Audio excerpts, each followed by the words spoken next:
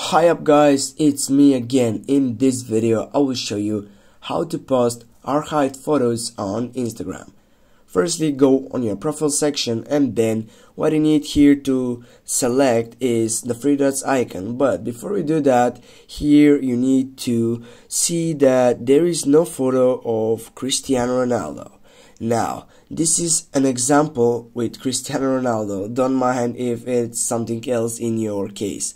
First, what you need to do, go on your apps site by clicking on the three dots icon. Then what you need to do is just typing on the second selection that says archive.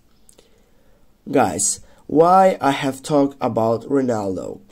It's about this one. If I click on the first photo, and if I go on my right upper side by clicking the three dots, here as you can see I have an option for showing on profile. Click on that, then get back, just take a refresh, and guys, here as you can see we have posted a photo of Cristiano Ronaldo.